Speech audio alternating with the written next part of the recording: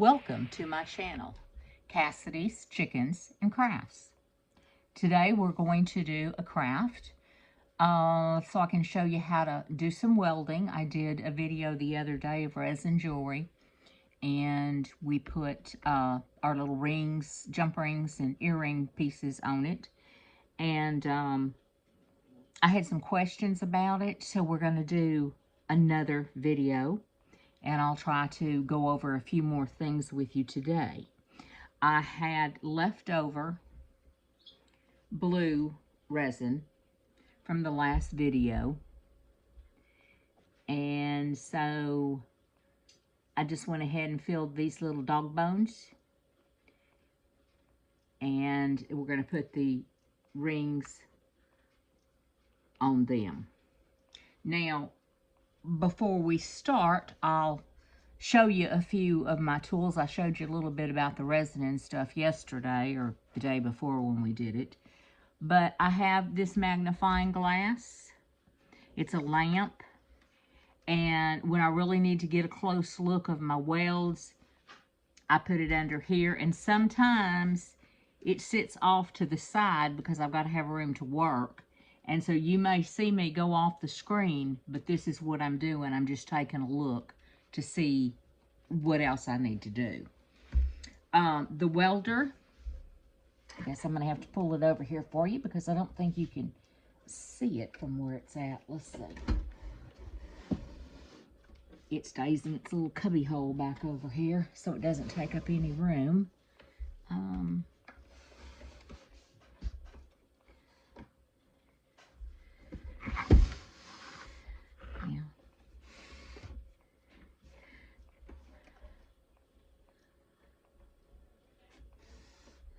This is the Juniper welder. It's got two settings on it so that you can control things. Your on-off switch. It's got your electrical plug-in, and it's also got a port for your welder and your pliers. It also has a foot pedal, because every time the foot pedal is clicked, that's when it does its welding. So let me put that on the floor. I'm still trying to give you a better view. The welder's kind of heavy, and the light is wanting to get in the way. But here's maybe a better view of the welder. Like I say, it's a Juniper. I got it on Etsy. They went up quite a bit. I noticed the other day they were a little over $600. I didn't pay near that for mine. But I guess that's like everything, you know, cost goes up over time. But it's a Jupiter jewelry welder, and it comes with, this is your welder right here. And then it also comes with your pliers.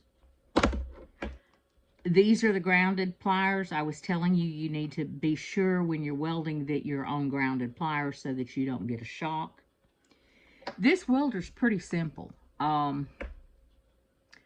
Most everything on it is manual. There's no digital, nothing. It's just pretty simple, and sometimes simple is better. You don't have as many parts that can go out. And so after we do this, I'll try to swing back by and see if I can get even better pictures of the welder. Like I say, I know you can get it on Etsy. I'm not sure. There's a place called Bead Boat, and that's on Etsy, and you can get it there. They also sell extra welder heads. They sell extra little pliers. You can get them pointed or super thin, or, you know, they have different choices. Now, those you have to buy extra. They're not included in the price of the welder, but they do have them. And once you learn what you need, I do a little permanent jewelry but most of my jewelry is welded for earrings or pieces that I'm going to be selling for pre-made jewelry. Permanent jewelry is real popular right now. So if you're looking for something, this is a good way to get your foot in the door, get started, and a reasonable price. But if you're doing any kind of jewelry to sell, this is the way to go.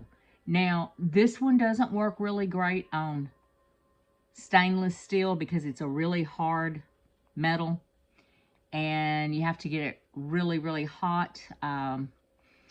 This one is basically designed for gold field and for sterling silver, both of which are really soft metal. So if I'm using a chain and my chain is sterling, I put sterling rings on it. It's all sterling, and that's nice, but that's a little pricey. So I can use stainless steel chains, and I can still use my sterling jump rings and hooks, and that really brings my cost down in making it, which means the cost for the buyer has come down too. So stainless just lasts a long time. You don't ever have to polish stainless. It does well. However, some people like sterling, and I like sterling. So it just has to be cleaned, and it doesn't always have to have a cleaner. It just needs to be cleaned. So that's my lamp, and that's the welder. I've showed you what we're going to use for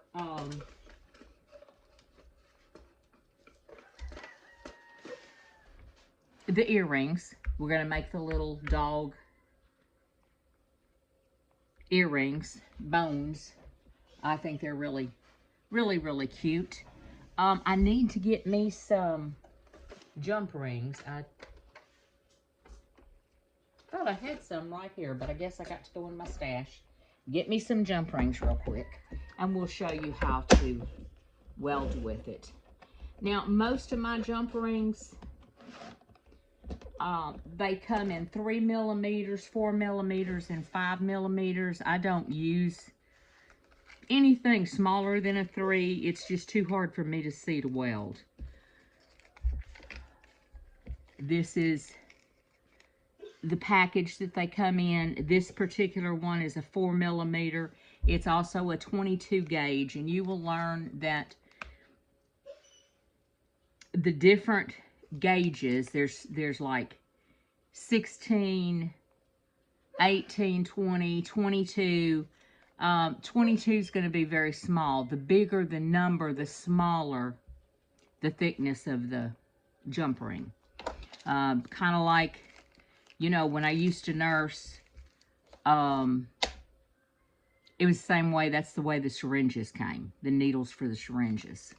And so that's a little confusing until you get used to it, but then it kind of clicks real good for you. So we're going to get out a couple of jump rings. And like I say, these are sterling silver. And you know, welding's one of those things. Sometimes I can do it in the first time. A lot of times it takes twice, maybe 3 times. It just, I say it depends on if I'm having a good day or a bad day. But everything has to be just right. And especially the gap that you're fixing to weld.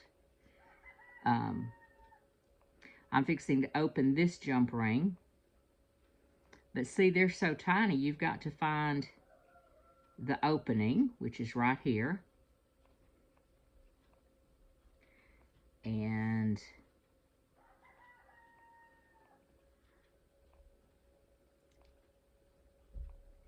this isn't a real wide area that we're going to have to put in there. So I don't have to open it that wide.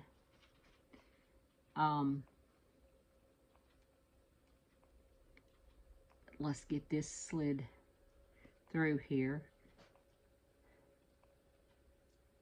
Okay, in my left hand is where I always keep my pliers, my grounded pliers. And you see I switched hands now and put my grounded pliers in my left hand.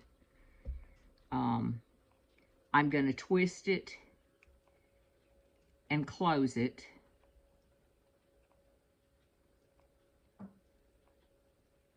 And I think that's got it. But because my eyesight's not what it used to be years ago, that's when I have my lamp.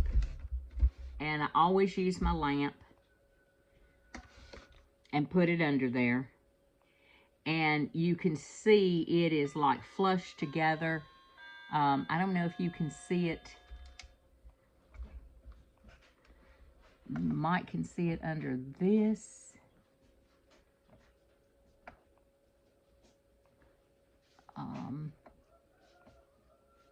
But it looks like it should be a pretty good mix. So I'm going to pull the light away.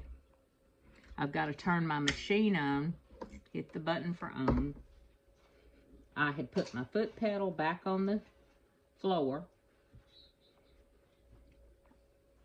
You need to wear safety glasses when you do this, or at least you need to have your eyes shut, but I think safety glasses are more recommended because you want to protect your eyes. And there is a big flash, you know, we went through that the other day, and so I always tell all my customers to just watch it. There's going to be a bright flash, and I tell them to close their eyes. I could do glasses. I could give them a pair of glasses, and I have them there usually on the table. Most people don't want them.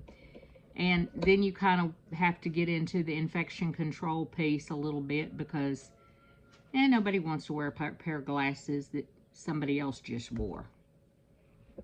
So most people just close their eyes.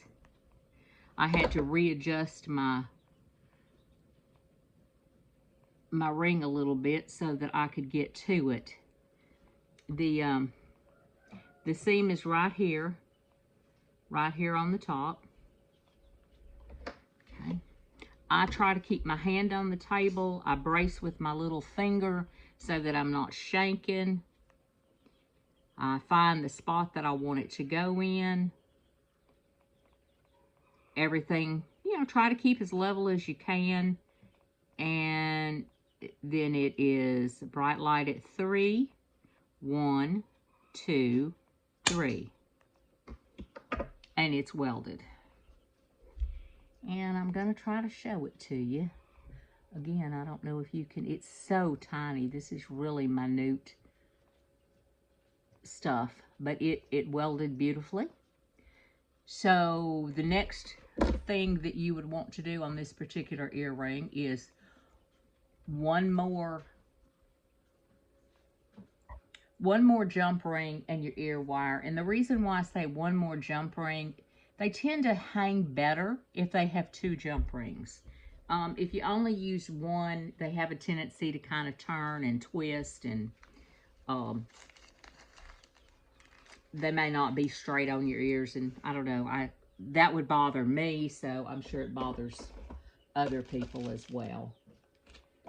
Now, here's my ear wires, and again, everything I use is stainless, sterling, or filled gold. I don't use the cheap ear wires because so many people are allergic to them, and it's just not worth it to me. I'm allergic to stuff like that as well. When I wear my earrings, I try to buy a really good earring. So, you know, if it's good enough for me, I figure maybe it's good enough for you. If it's something I wouldn't wear, then I don't expect you to wear it either. That's just kind of the way I do things. Okay, so this is going to be our second weld. What we're going to do, we've ran this ring into the first ring we've installed. We're going to have our ear wire that I'm going to hook right here. Okay. Then again, I'm using these regular pliers in my right hand because I'm right-handed. But now I'm going to switch. I'm going to twist it, get it in the spot it needs to be, and the pliers, the grounded pliers, are now in my left hand. So I'm under the light, if y'all can see that, checking my gap. There's no gap. It doesn't take much of a gap, and it will not weld. So, and that just takes practice. Again, I try to keep my hands steady.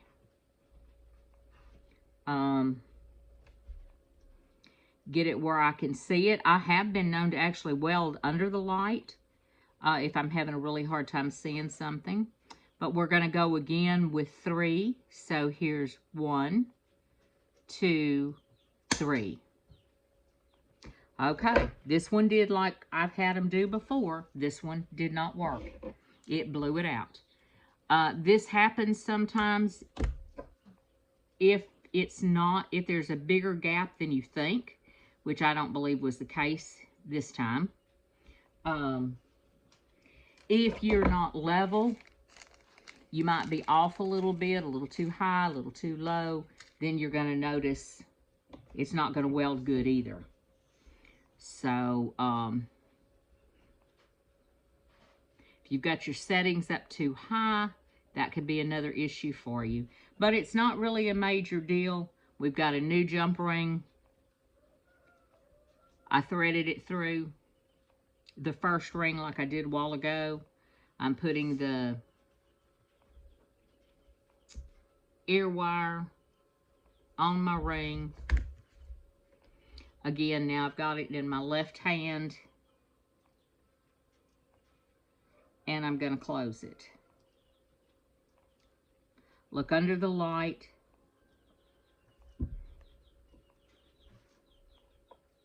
Make an adjustment if you need to.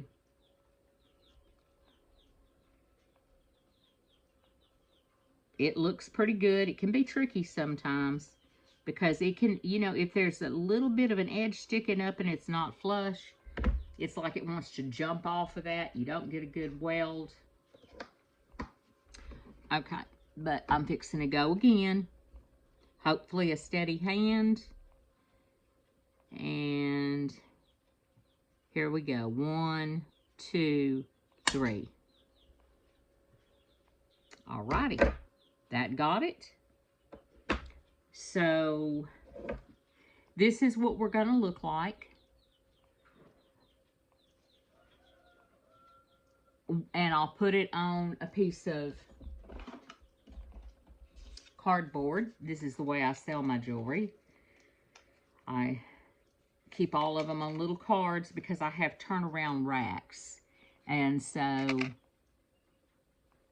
there you go. If you can see that. The back side's not bad. You know, it gets turned over in the wind or something. It's not bad.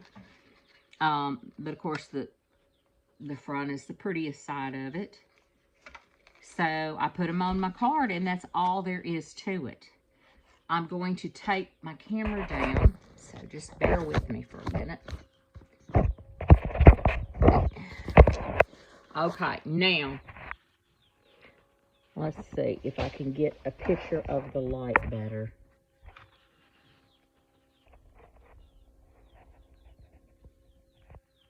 Okay, here's my light. It's just a crooked neck light that can go up, down. You can close the top if you don't want the magnifying glass. I believe this one came off of Amazon. I'm not sure. There's no brand name on it, but it is LED, and it's just a lifesaver. I carry it to the shows if I'm going to be doing some jewelry welding. And this is a picture of my welder. So let's see if I can get it in the picture good.